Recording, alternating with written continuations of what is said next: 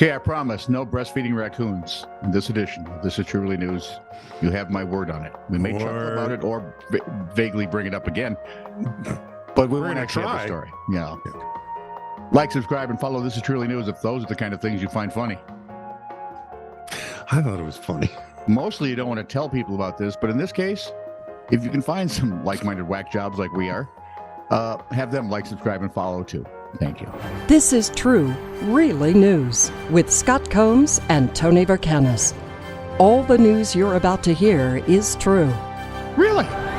As far as you know. A would-be thief who broke into a Melbourne bakery found for all his troubles, he'd trapped himself in a locked storeroom. Hell of a plan you got, dude. Well, and of course, all the bakery items are out there. On the other side of the locked storeroom. Yeah, right. You know, you'd never see this happen to Tom Cruise in Mission Impossible. I'm just saying. He was captured on CCTV stacking containers, chairs, and bins in a desperate attempt to climb up to the roof. Cameras rolled for 30 minutes as he attempted to scale the pile, crashing to the ground at least 5 times. Oh, where's Simon Cowell when you need him? The would-be burglar eventually freed himself and then went directly to police to hand himself in. Because honestly, there's really nowhere to go from there. And one thief got more than he bargained for when he reached into the window of a parked car and snatched a tote. Uh-huh. Bag belonged to Brad McDonald. Uh-huh. Brad McDonald is a professional snake catcher in Sydney. Uh-huh. Bag contained. Let me guess. There was no bag. There were no snakes in this automobile. They were in the bag. Yeah. And highly venomous. Yeah. He just picked it up from a car park in Sydney. Yeah. No, we have no idea what happened later. I mean, I'm guessing the snake had enough taste not to. Saying, oh, this is just too easy. This is just stupid. A backyard party in Everett, Washington went horribly wrong when one of the attendees uttered the immortal words, "in good fun," started racing his SUV around in the backyard. You're thinking, you know, this is why you don't let kids have big toys. Right. And you don't let a 59-year-old man, holy Pete, then aimed his car at other partygoers, according to Cairo TV. Drove over furniture in the yard, eventually pinning another man against a garage wall. The driver is still being sought by sheriff's deputies.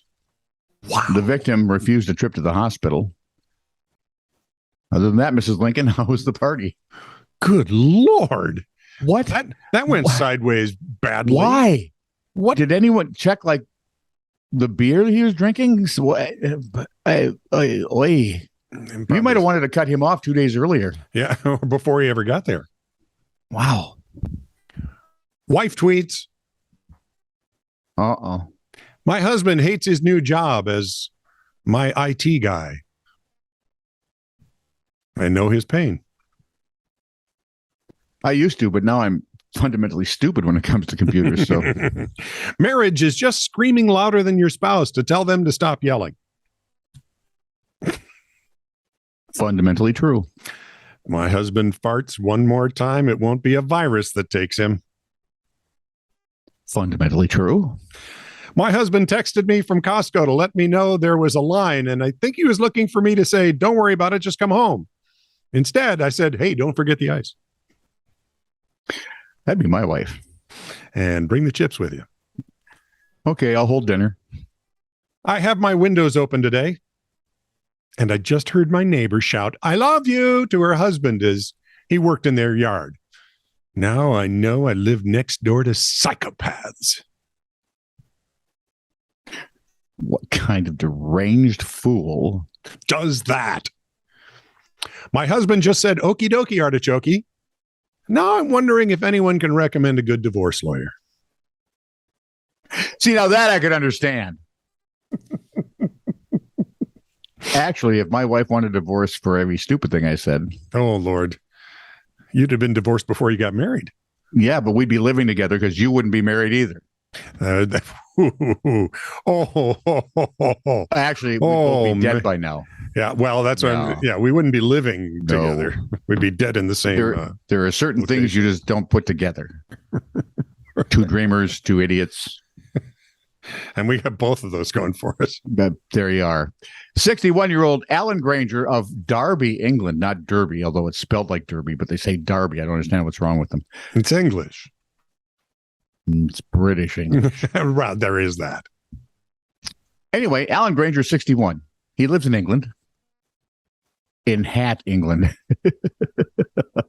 Oh, you are so clever. I am. He has 2 tattoos that include his first name. Both are spelled with 2 L's. Alan Granger, right? His wedding certificate, 2 L's. His driver's license, 2 L's. But when his family in July came across his birth certificate, Mm-hmm. Alan with 1 L.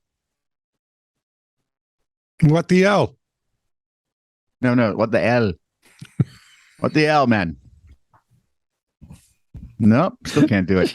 Daily Mail reports the factory worker said he and his parents have always spelled the name with 2 L's. I couldn't believe it. I think it was a mistake on the birth certificate because my mom wouldn't let me go through school spelling my name like that. Granger has no plans to change his official name. He says, I don't really see what difference it would make. That is the entire point. Well, you'd have to get an L out. My parents left my tea out. Well, yeah, but that's because teas are expensive. That's right. Teas are dear. You don't want. It's a Scottish joke. Yeah, very. This is true, really news.